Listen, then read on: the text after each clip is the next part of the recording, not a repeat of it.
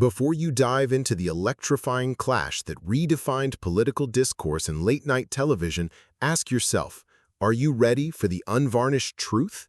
Are you prepared to witness the moment two titans from opposite ends of the ideological spectrum collided not for laughs, but for the soul of a nation? This isn't just a story, it's a cultural earthquake captured in raw, unfiltered detail.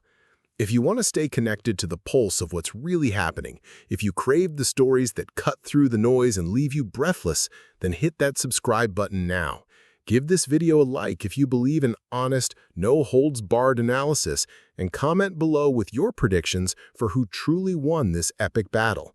Because what you're about to read isn't just entertainment, it's a mirror held up to our times. The air in the studio was thick, charged not with the usual pre-show buzz, but with an almost palpable hum, like a live wire about to snap.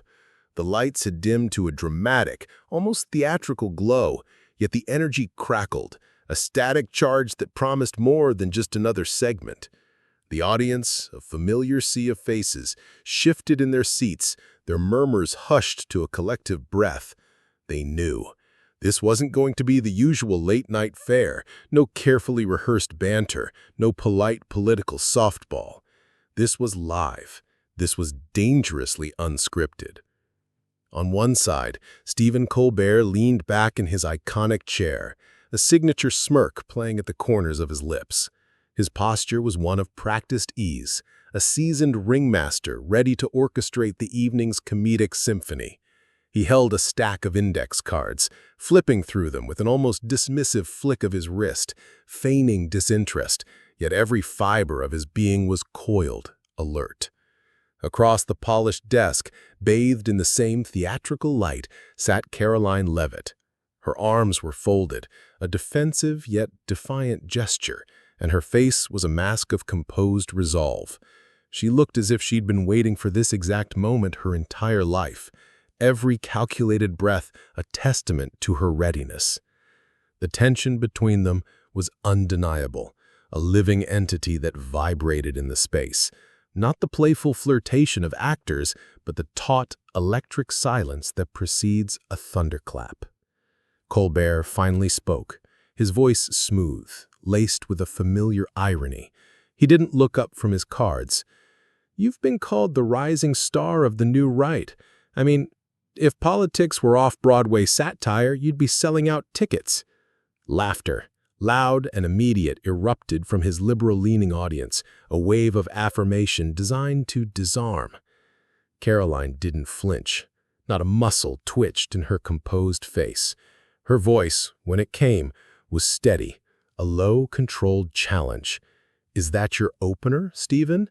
Comparing me to theater while you sit here playing dress-up for DNC donors?" A few nervous chuckles rippled through the crowd, quickly dying down. Colbert raised an eyebrow, a flicker of genuine amusement crossing his features. He clearly enjoyed the pushback, but there was something in Caroline's tone that was unsettling. It wasn't defensive, it wasn't amused. It was surgical. "You know what's funny?" she continued, her voice now razor-sharp, cutting through the lingering tension. "You used to challenge the system. You made fun of power. Now you are power. And you spend every night mocking people you'll never understand." Colbert leaned forward slightly, his signature grin fading just a notch. "I mock hypocrisy, Caroline. When politicians start acting like cable news hosts, somebody has to hold up a mirror." She shot back instantly, her words a direct hit. "Right, and when comedians start acting like gatekeepers of truth, someone needs to unplug the mic." The audience went quiet. It wasn't the punchline they were expecting, it was a slap. Colbert blinked, his composure momentarily faltering. "What exactly are you trying to say?" Caroline uncrossed her arms, leaning in, her gaze unwavering. She delivered it clean, precise. "I'm saying the guy who once exposed Washington's phonies is now clapping along with them. You don't ask questions anymore. You perform. You don't report truth. You rehearse it. No cue cards, no laugh track. Just silence. and two figures, locked in ideological combat, live for millions to see. Colbert adjusted his tie, a subtle gesture masking a flicker of discomfort with a practiced chuckle. That's rich, coming from someone whose campaign speeches sound like TikTok rants with a flag filter. The audience laughed again, but less confidently this time, the sound thinner, more forced. Caroline tilted her head, a slight, almost imperceptible movement. Better than decades-old punchlines wrapped in coastal arrogance. She wasn't playing the game, not the audience-pandering one, and that's what made it land harder. Colbert tried to regain control, his tone tightening. "You know, I bring guests here to have real conversations, but you're not here to talk, you're here to posture." Caroline leaned forward, her voice dropping to a low, intense register. "I came here to do what you stopped doing years ago, speak to people without pretending I'm better than them." That hit like a brick. "You think you're some truth teller?" he fired back, his voice rising. "You twist facts into slogans and call it leadership. I call it cutting through noise, which you've become part of. You used to dissect spin. Now you are spin packaged as comedy." The room felt colder, the air heavy. The crowd, unsure whether to applaud or brace for impact, sat utterly still. Colbert stood, not fully but enough to shift the power dynamic, to loom. "Let me ask you something, Caroline. What makes you think you can come on this show and lecture me about integrity?" Without breaking eye contact, she replied, her voice a low, steady hum. "The same thing that lets you sit behind a desk and pretend it's journalism." That landed like a gut punch. "You call me a parody," she added, her voice gaining a quiet intensity. "But at least I know who I am. You're too scared to be serious and too bitter to be funny." A silence fell so deep it swallowed the neon glow of the studio. For a moment, neither spoke. Just breath, just tension. Finally, Colbert sat back, blinking slowly, his face unreadable. "Well, that's a new kind of guest." Caroline smiled, a faint yet knowing curve of her lips. "No, Steven, I'm just the one who didn't come to laugh." The digital world, ever hungry for spectacle, devoured the exchange before the episode even finished airing. Clips, stripped of context and amplified by algorithms, went viral with the speed of a brush fire. The internet caught fire, not with the usual late-night jokes, but with something far more volatile: division. On one side, headlines screamed, "Caroline Leavitt dismantles liberal late-night hypocrisy." On the other, the counter-narrative blared, "Colbert lets far-right fury hijack his show." The battle lines were drawn, stark and immediate across every social media feed. By sunrise, cable news had picked up the scent, transforming the studio clash into a national talking point. Conservative networks, their anchors beaming, hailed Leavitt's calm, unshakable demeanor as a triumph of conviction over condescension. Liberal commentators, their faces etched with disbelief, accused her of weaponizing victimhood, turning a comedic platform into a political ambush. No one, it seemed, could agree on what had transpired, but everyone, without exception, was watching. The ratings soared, a testament to the raw, unscripted drama that had unfolded. Back at CBS, the control room was a tempest.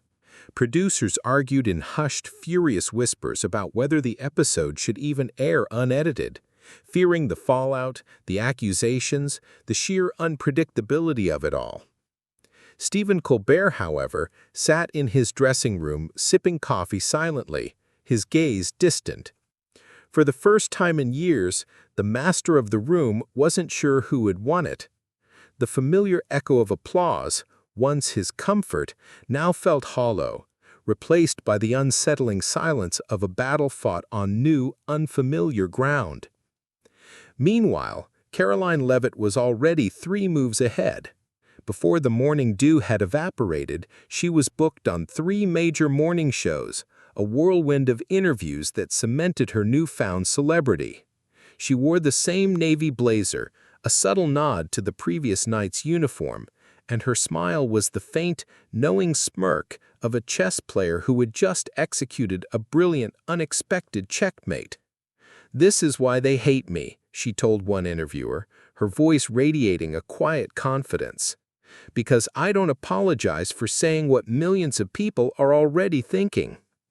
Backstage, her aide whispered nervously, "They're calling it a meltdown." Caroline merely raised an eyebrow, a glint in her eye.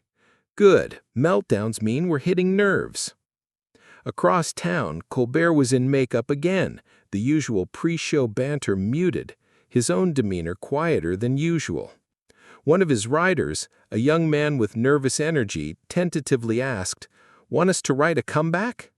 Colbert waved him off with a weary hand. You can't outscript real anger. He understood, perhaps for the first time in a long while, that some battles couldn't be won with punchlines. That night, Colbert addressed the elephant in the studio, his voice tinged with a familiar weariness. "Last night, we had a guest who doesn't like me very much. But then again, she doesn't like comedians, facts, or chairs with backs." The audience laughed, a scattered, hesitant sound, not quite the same way they used to. It was a laugh of expectation, not genuine amusement. During his monologue, Caroline tweeted, a digital dagger thrown across the airwaves. "He's still laughing. I'm still leading. Keep up." It went viral in minutes, another shot fired in a war that had just begun. What neither of them admitted, not yet, was this. For the first time in a long while, each had met a mirror, and neither liked the reflection. The next time Caroline and Colbert shared headlines wasn't from a studio. It was from the Capitol steps. Caroline had turned the viral moment into pure political fuel. Overnight, her social following doubled. Her fundraising emails labeled her the woman who silenced late-night lies, and her team even sold merch. Disconnected Elitist stamped on mugs with Colbert's silhouette faintly behind it. Meanwhile, Colbert's writers were scrambling, desperately trying to spin the event into sketches. But it wasn't landing. Something about the exchange had fundamentally shifted the rules. The crowd still clapped, but the air wasn't the same. They weren't laughing with him anymore. They were laughing because they expected to. The tension, once confined to a studio, now pulsed through the very veins of the national conversation. The initial shock of the Colbert-Leavitt clash had solidified into a relentless, ongoing media war, a daily barrage of jabs and counter-jabs that played out across every platform. Caroline Leavitt, emboldened by her viral ascent, appeared at a press event on media bias, a calculated move designed to keep the spotlight firmly on her narrative. With a flourish, she held up a printed screenshot of Colbert's face mid-interview, his expression a fleeting moment of surprise, and declared to the assembled reporters, "This is what elite panic looks like when truth walks in the room." Boom. Headlines. The soundbite ricocheted, a perfectly aimed missile in the digital echo chamber.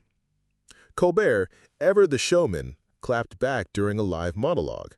"I'm flattered," he said, pacing across the stage with a practiced swagger, a forced lightness in his voice. "I never thought I'd be offended by someone who thinks climate change is just God turning up the thermostat." Roars of laughter erupted, the familiar, comforting sound he craved. But Leavitt, learning fast, didn't take the bait publicly. She didn't have to. Her silence became its own attack, a powerful, unnerving void that spoke volumes. The next day, an anonymous CBS staffer leaked that Colbert had cut rehearsal short, seemed rattled. The war wasn't just personal now, it was symbolic. One embodied a changing conservative movement, media-savvy, confrontation-hungry, unapologetic in its defiance. The other represented an aging liberal platform, still sharp, still influential, but suddenly unsure of its footing, its jokes landing with less certainty. Networks debated hosting a joint town hall, a desperate attempt to capitalize on the ratings gold. Pollsters started asking, "Do you trust comedians more than politicians?" And somewhere deep in both camps, aides whispered the same thing, a chilling premonition. This isn't over. The media storm didn't calm. It evolved. It wasn't just viral clips and reaction threads anymore. It was podcasts dissecting every syllable, op-eds pontificating on the cultural implications, panel debates dissecting the new right and the old left. Everyone, it seemed, had an angle, a hot take. Progressives claimed Caroline was the latest rage-bait provocateur, feeding on controversy to build a brand. Conservatives praised her for standing up to the media aristocracy. But somewhere in between, a quieter truth was emerging, a subtle shift in the national psyche. People weren't laughing anymore. The humor, once a unifying force, had become a wedge. A week later, Colbert opened his show not with a joke, but with a poll. "Apparently," he said, holding up a graphic, his voice tinged with a self-deprecating irony, 32% of Americans trust comedians more than elected officials, which honestly feels low. Laughs scattered, not the kind he was used to, shorter, more awkward, like applause signs flickering uncertainly. The next night, Caroline appeared on a conservative media forum with a live audience, a sea of nodding heads. The moderator, a fawning admirer, asked if she had regrets. "Regrets," she repeated, a faint, almost imperceptible smile playing on her lips. "Steven Colbert handed me a platform and assumed I'd play along. I didn't. That's not disrespect, that's disruption." The crowd roared, a wave of visceral approval. Then she dropped the line that hit like a siren, piercing the comfortable hum of the establishment. "They don't fear my politics, they fear my presence."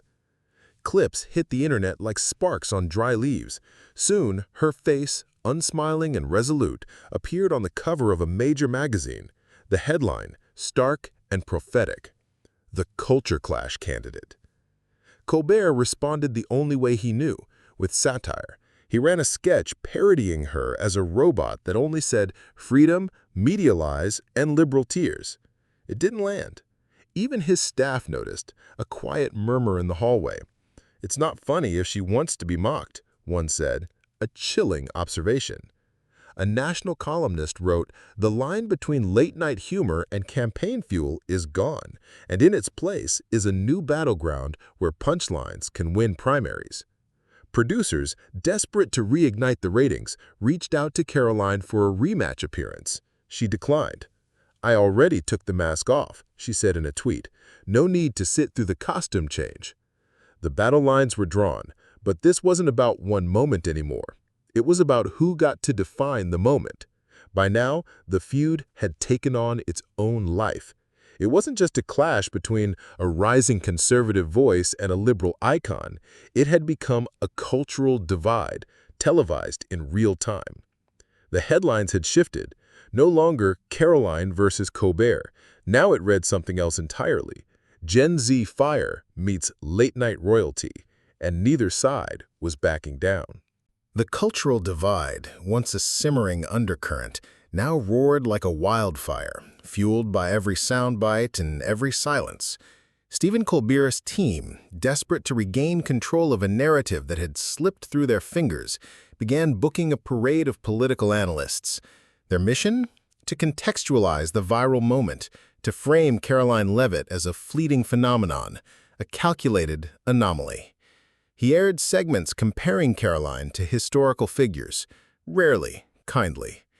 One skit, designed to lampoon her, featured an actress playing Leavitt as a cheerleader, mindlessly shouting buzzwords over footage of actual protests. It got laughs, sure, but also a swift, sharp backlash. "She's not a joke, she's a movement," one columnist wrote, a chilling indictment that resonated far beyond the usual media critics. The ground beneath Colbert's feet, once so firm, felt increasingly unstable. Meanwhile, Caroline Leavitt leaned into the fire, not just accepting the controversy, but actively stoking it. She launched a web series, casual, unscripted, and devastatingly sharp, aptly titled Unscripted America.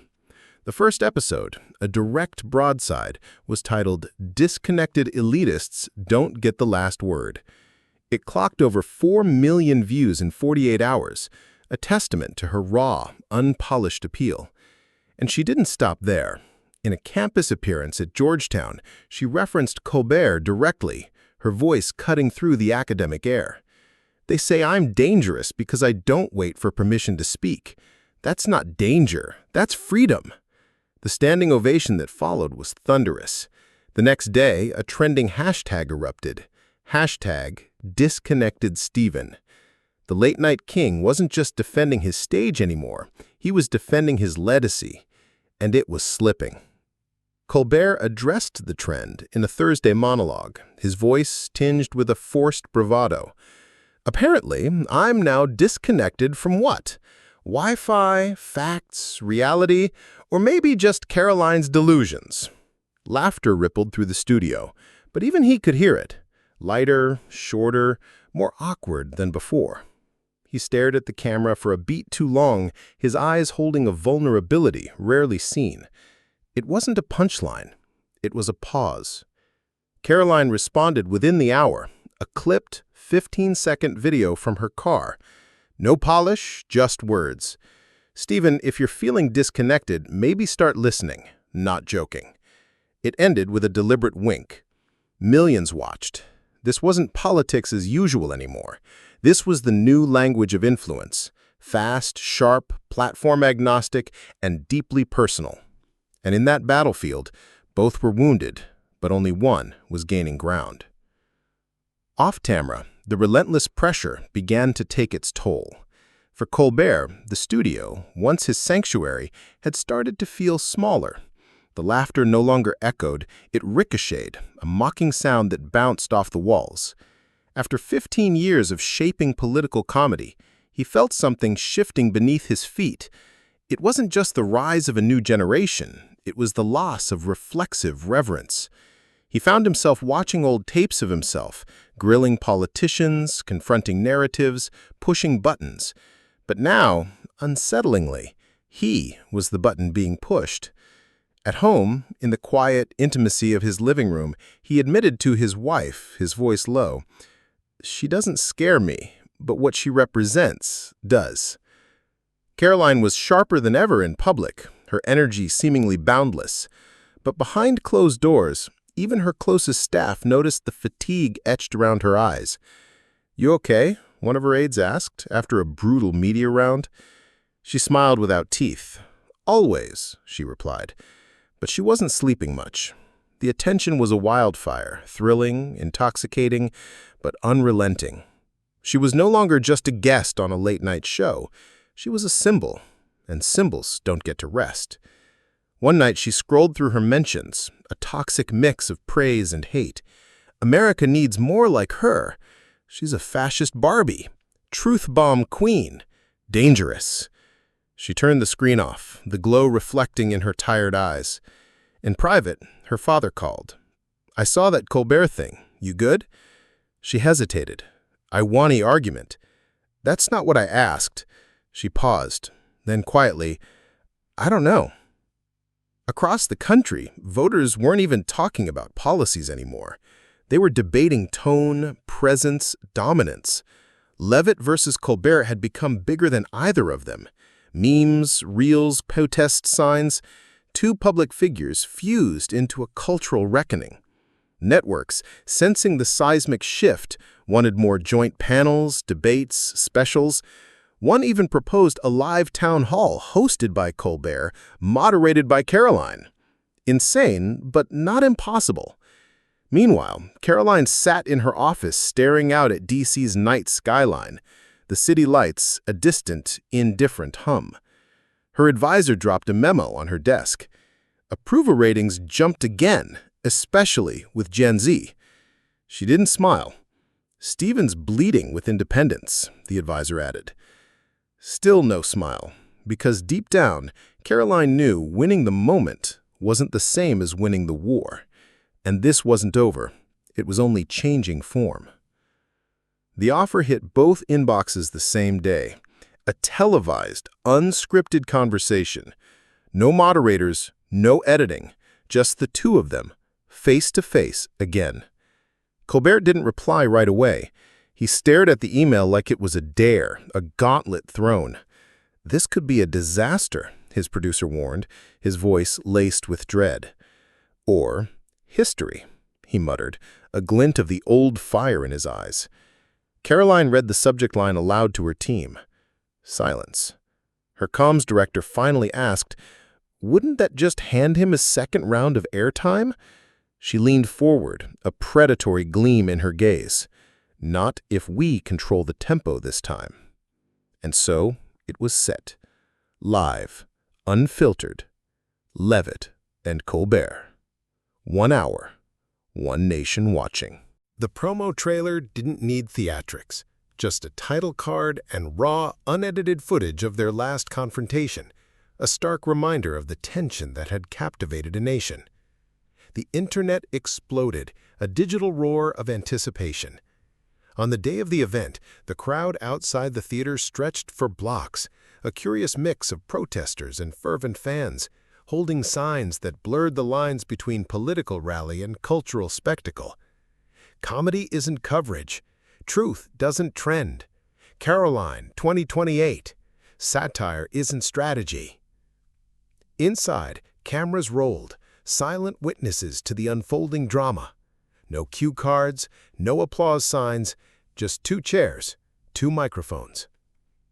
Colbert walked out first, crisp suit, face unreadable, a seasoned performer stepping onto a stage unlike any he'd known.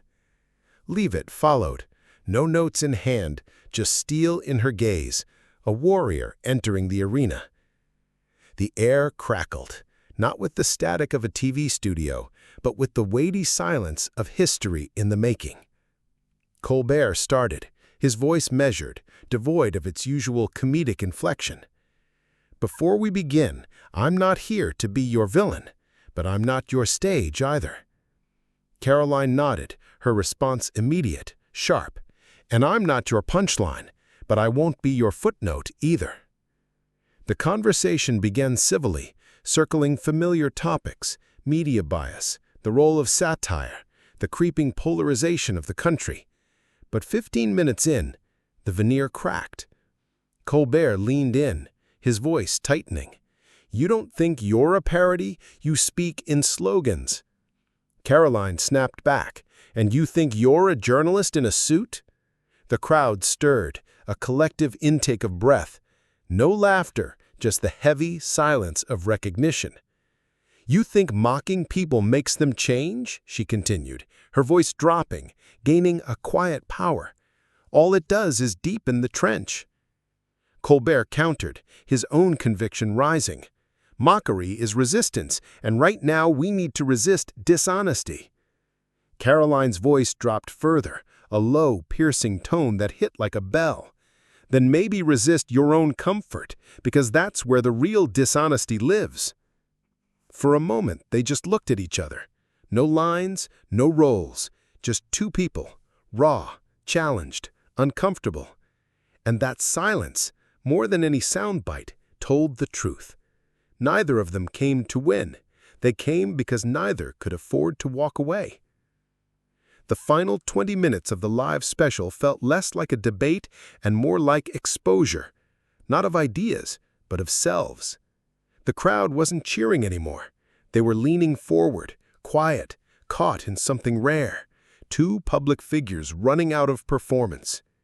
Caroline sat still, hands folded, her voice, now lower, carried differently, imbued with a profound weariness. "You know what you don't understand, Steven? You think this is theater, that I rehearse outrage and dress it in red lipstick. But for me, it's survival. For my family, for people outside these coasts. We don't get to joke through the mess, we live in it." Colbert swallowed hard, his own defenses crumbling. "You think I haven't lived through mess? I spent a decade turning grief into laughter because it was all I had left. Don't tell me I don't know struggle." The room held its breath. Caroline nodded slowly. Fair. Silence stretched again, a deep, resonant void. Then she asked quietly, "Do you ever wonder if the joke stopped working?" Colbert looked down, his fingers tapping his chair arm, a habit he hadn't done in years, not since his first show aired. "All the time," he admitted, his voice barely a whisper. "But the silence scares me more." Caroline smiled faintly. Maybe the silence is where the truth starts. For the first time in the entire broadcast, neither seemed to be debating. They were unraveling. No audience cue, no applause signs, just raw discomfort, honesty, and something like recognition. "I didn't come here to change your mind," she added. He replied, "And I didn't come to fix you." They both chuckled, not mockingly, but soft, tired. It was the most human moment either of had shown on national television in years. The host's voice came over the intercom, a gentle intrusion. 2 minutes remaining. Caroline turned toward the camera, her gaze direct, unwavering. "I know some of you hate me. I know some of you cheer me. That's fine. But if you're only watching this to see someone lose, then maybe you're missing the whole damn point." She stood. Colbert followed suit. "She's right. You don't have to like either of us. But if all you want is a knockout, maybe politics already knocked you out." As they shook hands, the lights dimmed. The credits rolled over a stunned silence. Not because no one had anything to say, but because for once there was nothing left to yell. The aftermath was quiet at first. No viral clips, no screaming headlines, just a kind of stunned processing across all platforms, across both camps. The live stream replay clocked record-breaking numbers in 24 hours, but the comments weren't what anyone expected.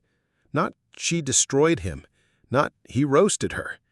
Instead, I didn't agree with either of them, but I couldn't look away. This was the most real thing I've seen on TV in years. I came for a fight. I stayed for the honesty.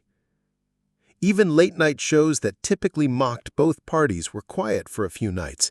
Too raw, too recent. No one wanted to be the first to make it a punchline.